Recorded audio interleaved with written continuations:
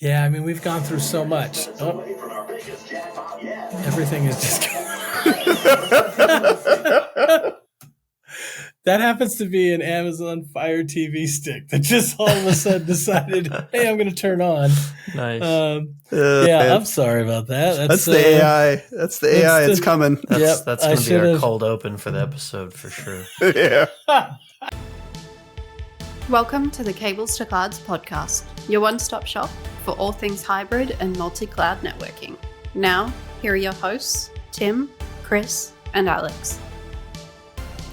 Hello, and welcome back to another episode of Cables to Clouds, your one-stop shop for what does Sophie say? Your one-stop shop for cloud news, or I can't remember our own hybrid multi-cloud networking. That's it. We should get Sophie on here to do it live for us one of these times. Okay, so my name is Tim McConaughey. I'll be your host this week at Juan Gomez on Twitter. With me, as always, are my co-hosts, Alex Perkins at Bumps in the Wire and Chris Miles at BGP Main. And with us, we have a special guest tonight, a senior developer advocate from AWS, Brandon Carroll.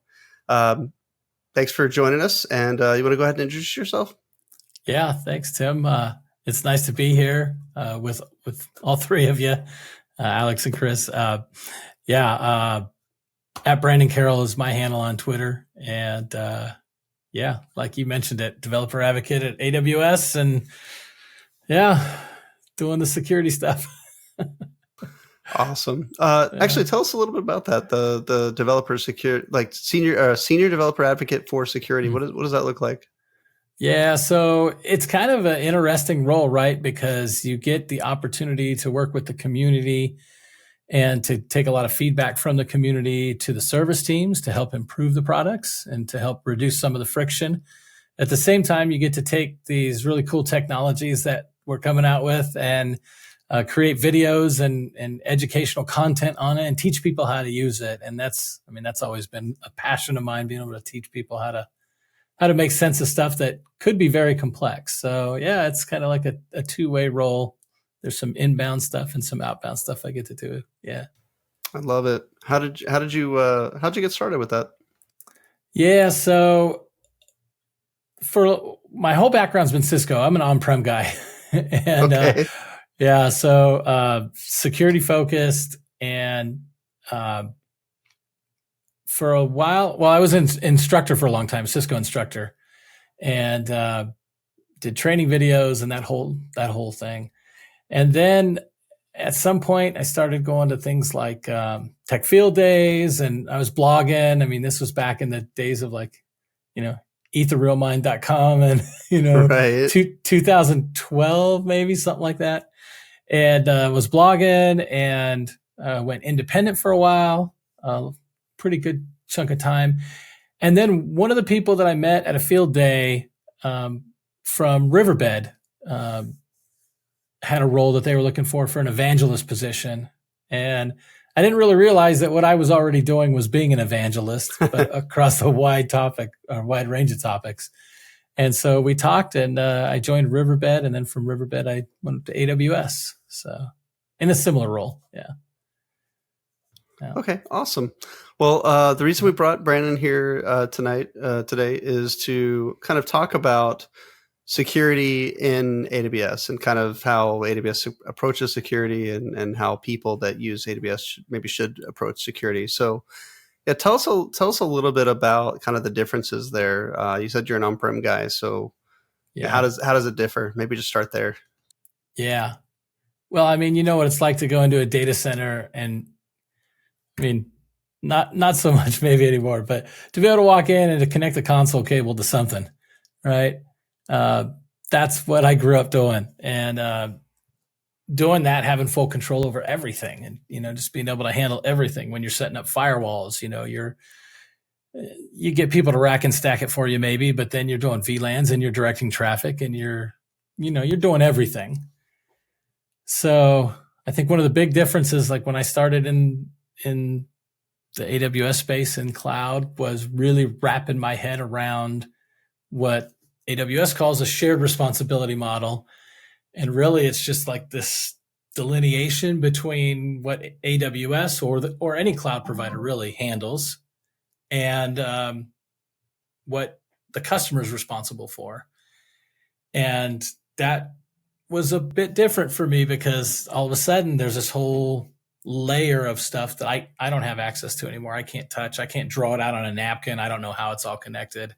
None of that. So that was probably the first differentiation I think that struck me. Do you think, was that off-putting at first, right? To like, because you have so much access before, and then now suddenly it's like, trust me, right? Like you don't have access, and you have to just kind of trust that things are taken care of. I know a lot of network engineers, I think, have some kind of issue with control, right? Yeah, for sure, right?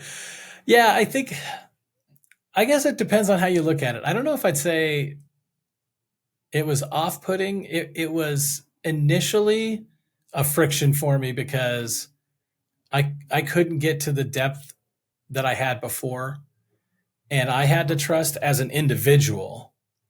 I think from a business perspective, it's probably not off-putting, right? Because the business now has someone else that's taking responsibility for a whole layer that they otherwise had to provide for. So, I guess it depends on how you look at it. For me, it was a challenge to get used to what I could see. And I think stemming from that, from understanding the shared responsibility model, was then figuring out the layers of abstraction between things, right? Login, well, I guess depending on how you do it, if you're going to go into the AWS console, everything's GUI driven. And a lot of the examples that I started out with, it was, here's our documentation, and I'm telling you how to do it in the GUI in the console. But a lot of the stuff I did, I was doing it from the command line, or, even getting to a point where I wanted to do it with Terraform or some kind of IAC, and you can definitely do that stuff with cloud, and you will, but I think in your initial transition, that's probably not exactly what you're looking at, because you're just trying to wrap your head around, how do I make this stuff work? Yeah. Yeah, I think it's almost a level of exposure, right? Because it probably differs between engineers across the board, right? But some of them want the utmost exposure, even when they're paying for a premium service like an AWS service, right? Maybe they want the utmost exposure so that they know when to point the finger, and they actually will be able to come to AWS and say, hey, look, I found this thing. You guys need to fix this. Whereas others are probably like, hey, shit's not working. Start fixing it. Look into it, figure it out, right? So I think it's a difficult balance to have. I think as far as what level of control or an exposure you give to the people using the resource, right? Yeah. The end user, or sorry, not the end user, sorry. The network engineer, speaking as a network engineer, the hardest part I had with cloud, and I think a lot of network engineers have this problem with cloud, is the idea that there is that layer of abstraction. Like, we understand abstraction, but as network engineers, there's two things, right? One is that we have lived at the infrastructure, the layer one layer for so long, and not only just lived there, but been responsible for it, right? When there's a problem, all fingers point at you. And, there's a little trauma, trauma built into that. So when you're asking someone who lives at the infrastructure layer to let it go and just kind of hand over the keys and just trust that it's all going to be good, there's a struggle there for sure. Yeah.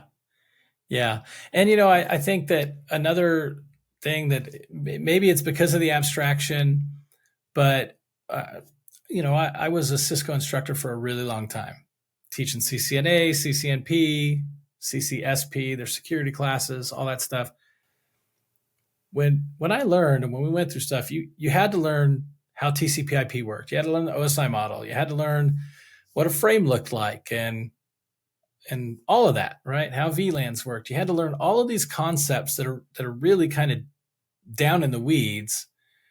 And then for me to go to cloud and then start even taking some of the training where you're learning some of the security concepts or you're learning some of the routing concepts, that degree of depth is not there. So it always was sort of a question mark for me, like, well, what is happening here? You piece it together after you get some exposure, but it takes some time. And so I think that it really is, if you're going from on-prem and you're doing security stuff and you're used to putting in a firewall, and, then to go and to put the AWS network firewall in, it's different. It's still a firewall. It still has the same kind of stuff happening, but you have to think a little differently as you start to build that into your existing infrastructure, for sure. But yeah, it's different. Yeah, if nothing else, like even the service insertion, right? And we talked about this. We talked about this like a year ago with Steve McNutt, right? We were talking about how service insertion was this big deal on-prem. You can put things in line, right? Or you can hang them off a switch and, through VLAN manipulation, insert it into the service.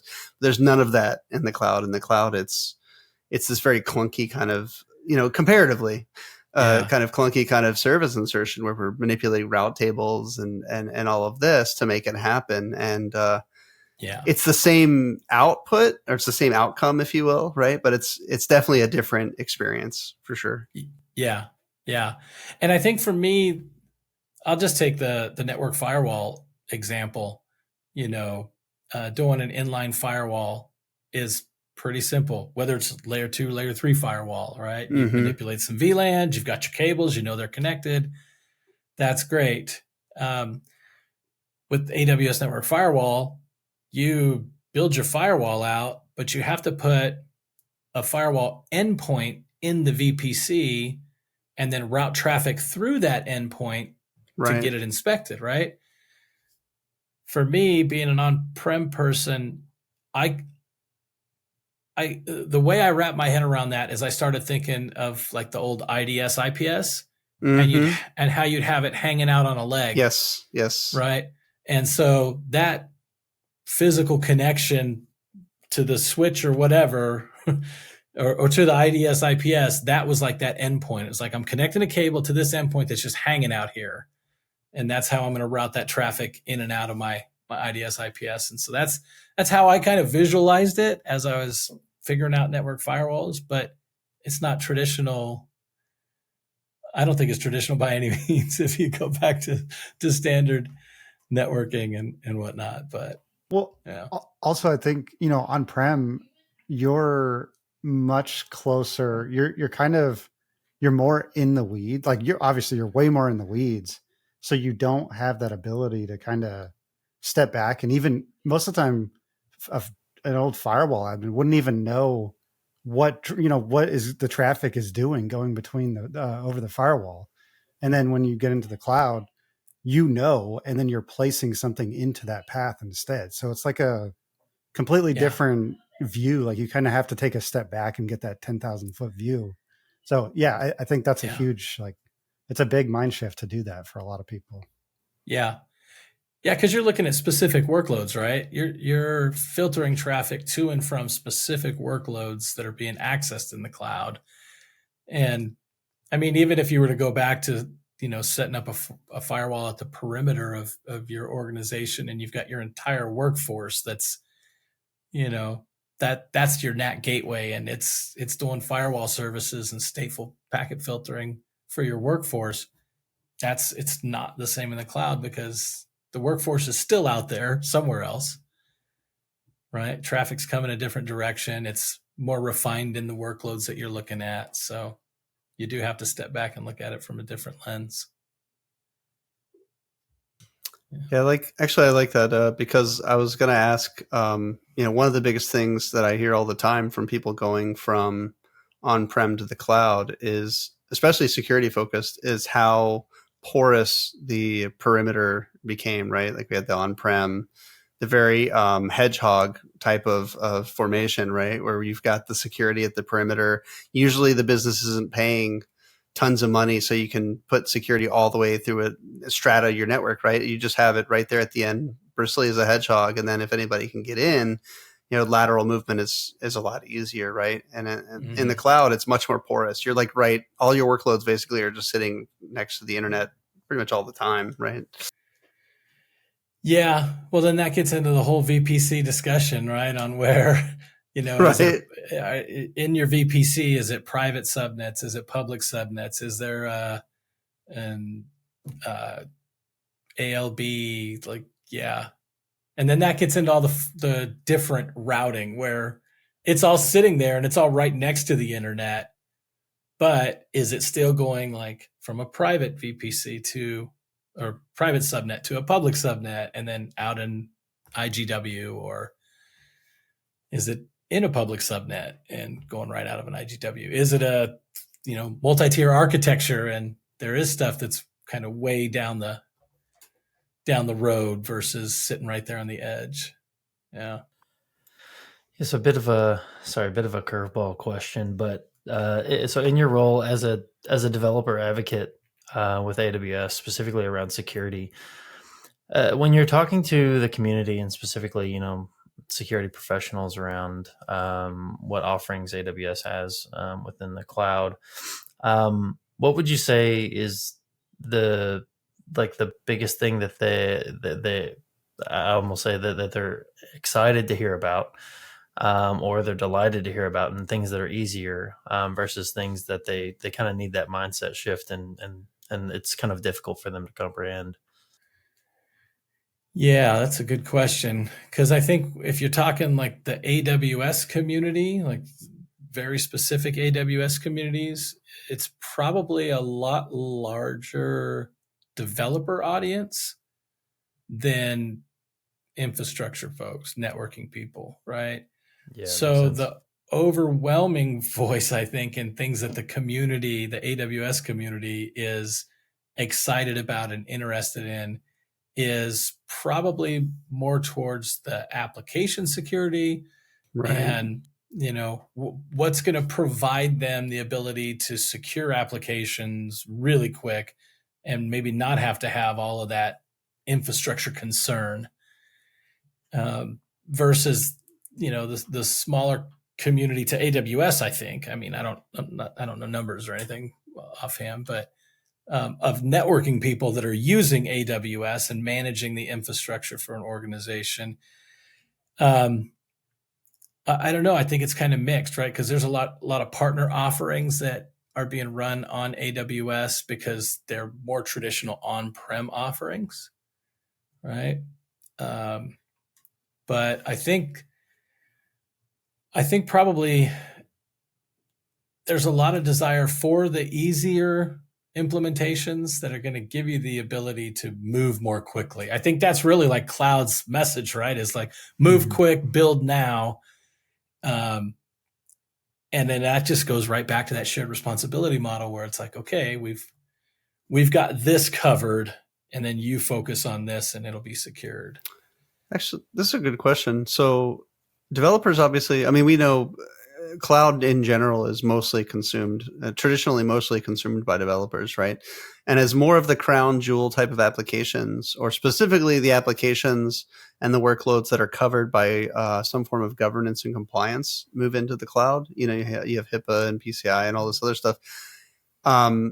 Even though the app owners want to focus on app security, those compliance frameworks often say basically that's not good enough, right? So do you, as a developer advocate, I mean, do you only talk to developers, or is this something where do you see other people come in with similar security concerns, but from a different lens? Oh yeah. Yeah. I mean, developers aren't the whole mix. They're just kind of the large army, right? So there is definitely other angles, especially when you get into like the compliance stuff. You've got a lot of teams that deal specifically with compliance, especially when you get into like government and some of the public sector stuff. And AWS does have offerings that are around that, that are going to give you more of a compliance lens. What I think is really interesting about cloud offerings is how tightly integrated they are. This was always like my biggest issue doing the on-prem stuff is like, why can't I have this talk to this and just share that information? Why can't they just be on the same page? They're made by the same manufacturer, right? Oh, yeah. But if they could just talk, and if I could just extract easily information that this one has and this one has and put it together, I mean, that was always the dream, right? And I don't want to say this single pane of glass word, but I mean, like, that's what, that's what a lot of us wanted back then. Like when we were working in these different things, and the images were different, right? It wasn't the same base OS, and that was very and clunky. It was clunky. And sometimes they still is, right? I mean, that's what we live in. That's the world we live in. But what I do think is fascinating about these things in cloud is how they can provide a lens using the data between services, but presenting it to you in a way that's more relevant to what you're looking for. So if you do deal with like compliance, and that's something that you work with, you can use something like AWS config, right? And deploy these compliance packs and have it scanning your resources for compliance related issues and reporting that to you. But maybe I'm more of a NOC person and I want like an overall dashboard. Well, now I can look at Security Hub and I can see information from config, but I can also see information from guard duty, my IDS. The IDS one, yeah. Yeah. So that's what I think is neat, is there are these services that help you see it through those different lenses that are more specific to the role that you might be operating in. So, and maybe none of those are developer roles. Like I don't know a lot of developers that are sitting there staring at Security Hub all day going, what's going on with my environment? So, yeah. Well, this is all like that new, like API currency term where, everything can just talk to everything. Like you said, it's as simple as you can write a plugin and then you have this tool that already knows how to tie into all these different services. And now just talk to them directly. Right. Exactly. Yeah. Now that plugin can just do it easily because there's easily accessible and easily consumable APIs across all the services. So I agree. I think that's a huge benefit of the cloud over on-prem, even though it's slowly kind of getting better, but you have to build a lot of it yourself. So. Yeah, you do. Yeah. What's funny about that is, of course, cloud was built that way, right? That's why it works, right? Cloud was built API first, right? API first. And it was that initial agility of having a greenfield to build it that way and seeing what it went wrong on-prem and what they wish they'd had. I think that gives it that power. And on the on-prem world, you have the classic innovator's dilemma problem, or the technical debt problem of how do you go back, and retrofit. And Cisco's been trying to do that for years now with Yang and NetConf and all of that. And they've been, mildly successful with some of it. Not to call out Cisco, every provider, every traditional provider is struggling with this. Yeah. Yeah. Yeah. So it's a challenge. Yeah. I mean, the house I live in was built in the 80s, right? There's all kinds of stuff I got to go in and retrofit and change, right? And there's all kinds of cool stuff that you could put into a house now, but it's not that easy to just go, oh, well, I'm going to just replace these doors with these doors and it's going to be current and up to, it's not. Like there's a lot of work behind it. So if something like a house has that much work, think about all the technical stuff behind your infrastructure and the things that you have to change if you're trying to be more modern with it. I mean, standards evolve, right? And if they're in hardware, it's a lot harder to evolve a standard that's baked into a piece of hardware than it is something in a piece of software. Yeah. Yeah. And you reach limitations with the hardware that was implemented at certain times and points in time, right? And, Absolutely. Yeah, that's true. I mean, there's a reason. And also, there's the technical debt, if you will, and I use this one all the time. IGMP v3 has been out for like 24 years now or something. It's been a standard for 24 years. And yet the default on all Cisco devices is still IGMP v2 because they can't change it because,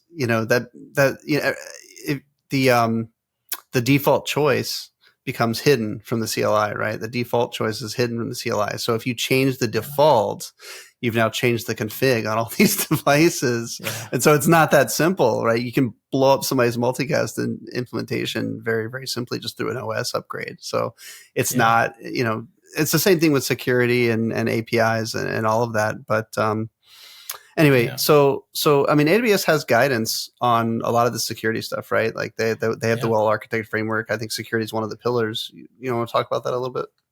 Yeah, it is. And that's, I think,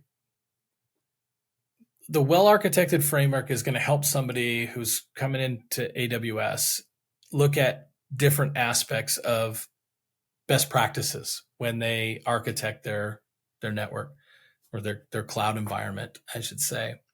And security, it's a big pillar of it. Just like a Cisco validated design, right? You get your CVD and it takes you through all the different ways that you should implement things. And there's more specific designs for verticals and, things like that.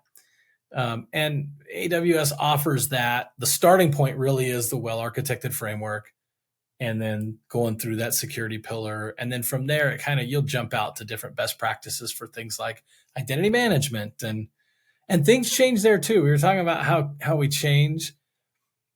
For a long time, you would go into IAM and you would configure users and groups and policies, and that's how users would access the cloud environment. Well, now Identity Center is the way that AWS recommends you do that. It gives you a central place to configure users and groups and permission sets. And the concepts are similar, but things have shifted a little bit. IAM's still there. Identity Center is the best practice on how you would set up your workforce and your users that way, right? So, but you'll get to that as you go through the well-architected framework and you start looking at some of those best practices. Yeah, I haven't played with Identity Center at all, actually. Now that you mention it. Have you ever done SSO? Well, yeah, of course. I mean, so that's what it is. It's the rebranded. It's SSO. It was formerly, I shouldn't say rebranded, but it was formerly known as SSO, and now it's Identity Center. Yeah, AWS IAM Identity Center. So. Did you actually, this is a great segue. Let's talk about some of the security services that AWS has. Like, what are your favorite security services on there, and just kind of why? I'd love to know why you like the ones you like. I think I'm super biased because I got my CCIE in security in 2008 or 9, and I know I should remember that date, but I'm old. So, but it's sitting back there. I'll read it later. But again, it was the training process back then was different, right? It was very clear cut. It was like you had your router switch security, you had your IDS IPS, you had your firewall perimeter security, you had VPN, and that kind of completed the whole security suite at that time. And so for me, coming into cloud, and even before AWS, just when I started looking at other cloud providers, I always just gravitated towards what services are there for me that are part of the security set of tools that I would normally use, because that's how I was trained to set up security in an infrastructure. And it was always firewalls and IDS IPS and all that stuff. So I think with AWS, my favorite services, I like the perimeter protection stuff, AWS Network Firewall. And it was a little different. It wasn't like I could just take everything from an ASA or Firepower and be like, oh, okay, I can just take everything I know here and I'm going to start working with Network Firewall and I can configure anything and it works. It's not the case. Even having like IP tables knowledge, right? Knowing a little bit about that, you can go into Network Firewall and you can start setting up. There's some simple rules, but if you really want to get to the power, you're going to use Suricata type rules. Yeah. right? So it's a little bit different. So now you got to kind of go down that path of learning about Suricata. If you look at Suricata, it's mostly an IDS IPS, but Yeah. in the way that the rule sets are used with network firewall, they're firewall rules. So I do like network firewall. It's really grown on me as I've done some stuff with TLS inspection, which was launched, end of last year, and some stuff earlier like ingress and egress TLS inspection. So I enjoyed that, and WAF a little bit. But I think when you get into WAF, you're way more focused on just protecting a web application, and Yeah, to for me, sure. it's still a firewall to me. It's like, okay, it's just a different rule It's set app within layer. my firewall. Yeah, it's app layer. Yeah, I like guard duty. I like working with guard duty. I like building things with guard duty that are a little more automated and do stuff. So tying in other services that you maybe wouldn't think are like a security service, like SNS and I was going to say like Event Bridge. Yeah. Perfect. Yeah, right. And then, I mean, that's where it almost makes me think of things like Zapier, right? If you're a content creator and you have like a subscription to Zapier and you're going to build these zaps that are going to go through this little automated stuff, it's exactly what Event Bridge could do for you, right? Is you start taking these different services and you build these little flows. Workflow triggers, right? Yeah. Yeah. So something happens in guard duty, triggers something in Event Bridge that's now going to run a Lambda and scan something for you with a Python script or something, So I like doing things like that. That's a lot of fun.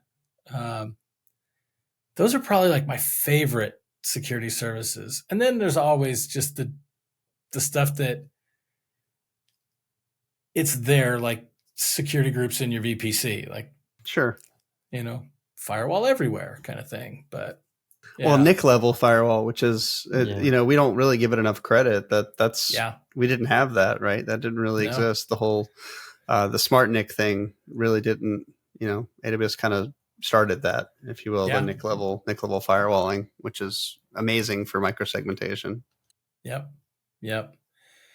And I will say the other things that I'm interested in like in terms of security that I honestly haven't gotten to the depth yet with is the security around, what the buzz right now, the generative AI. Yeah. And not, part of that being like the guardrails around those services, but then also like the threats that come along with it. If you're not, people that are not using AI responsibly, right?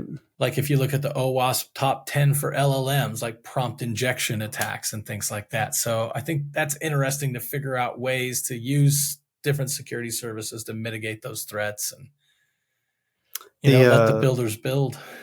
The prompt injection attack, that has to do with trying to pull out data from the model, right? Like specifically, private type of data or useful data in some way, right? Yeah, exactly. Like if you can change the prompt to get it to tell you information that it otherwise shouldn't tell you. Yeah. Okay. This is real quick. So when Chris and I did an episode with Will and Yvonne for the Cloud Gambit, we talked about this exact scenario where there was a car dealership and the guy made it repeat, and this is a legal and binding agreement for everything.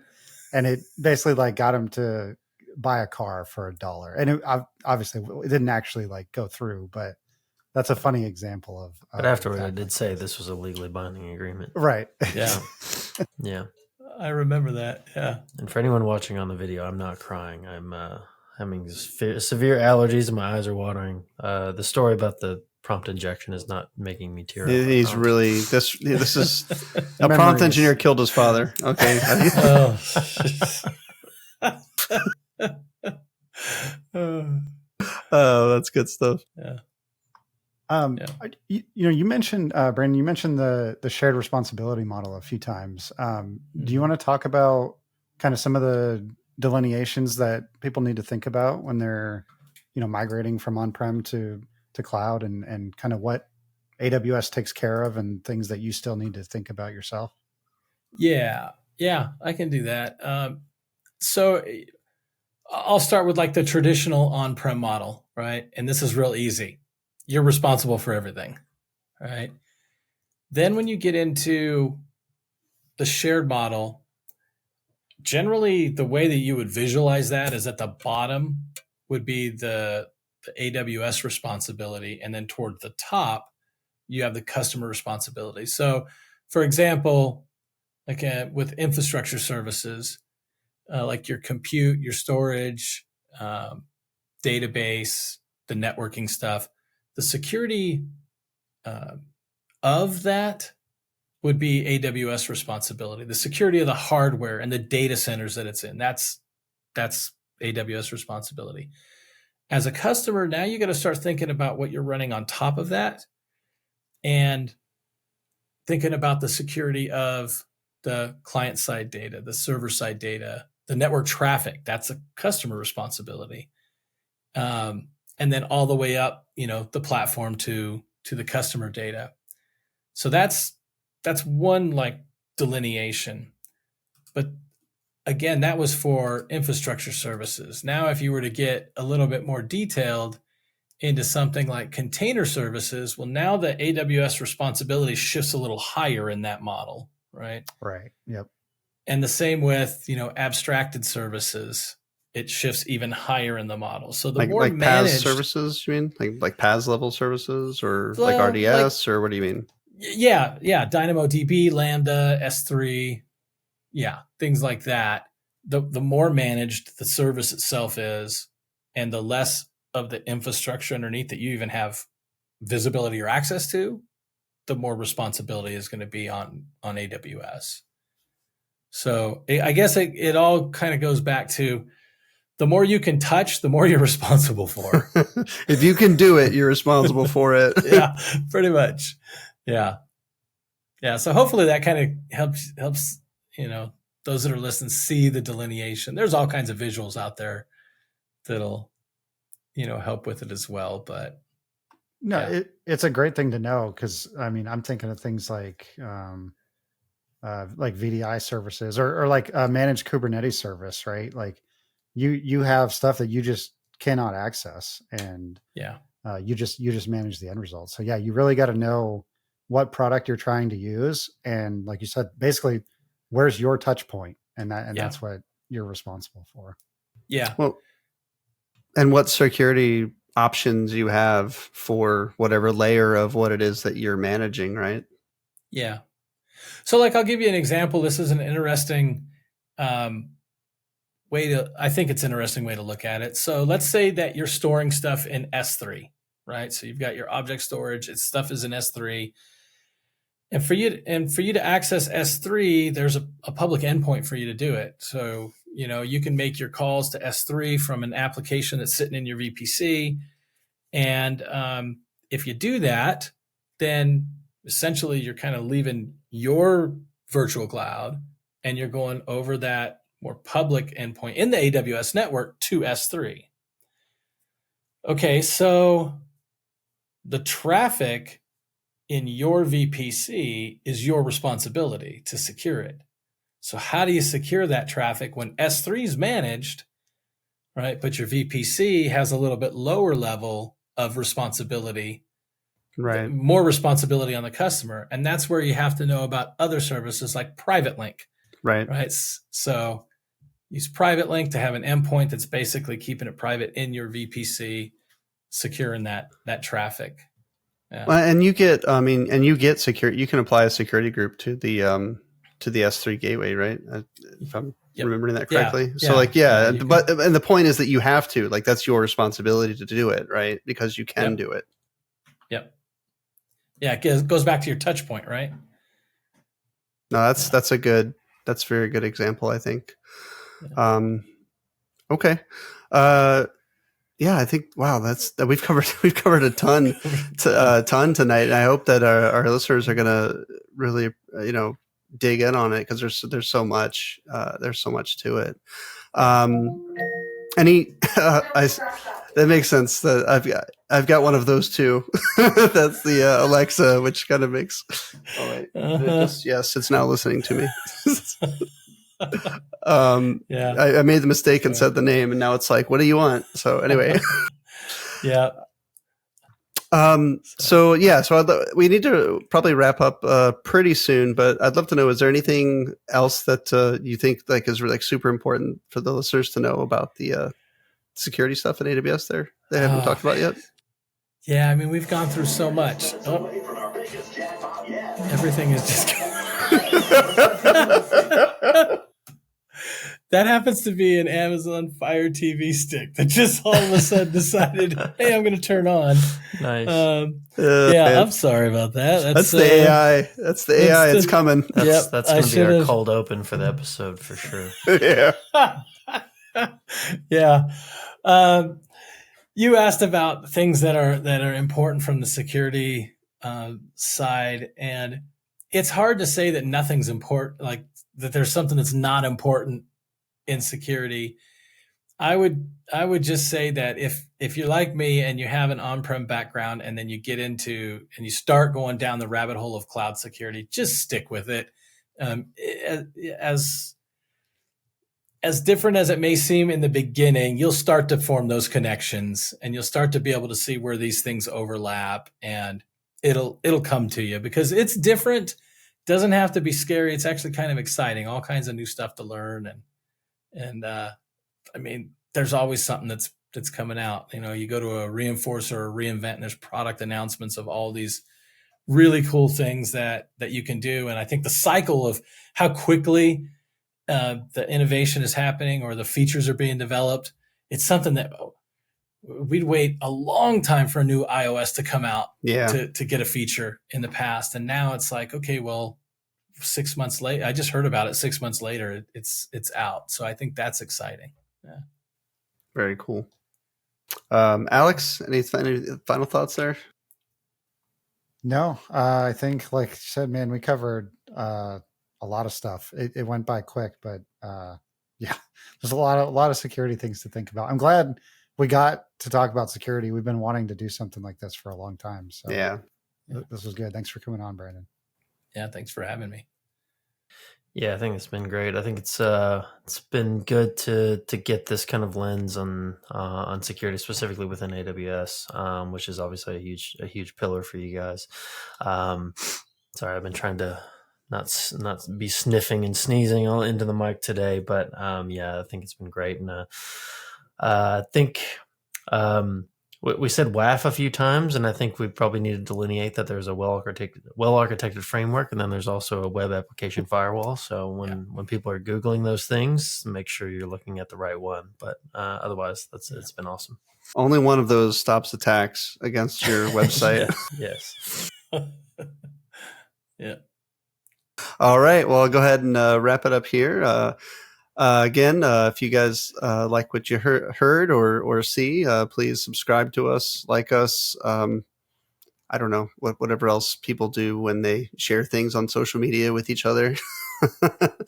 And we will see you next time on another episode. See you. Hi, everyone. It's Tim, and this has been the Cables to Clouds podcast. Thanks for tuning in today. If you enjoyed our show, please subscribe to us in your favorite podcast catcher, as well as subscribe and turn on notifications for our YouTube channel to be notified of all our new episodes. Follow us on socials at Cables2Clouds. You can also visit our website for all the show notes at cables2clouds.com. Thanks again for listening, and see you next time.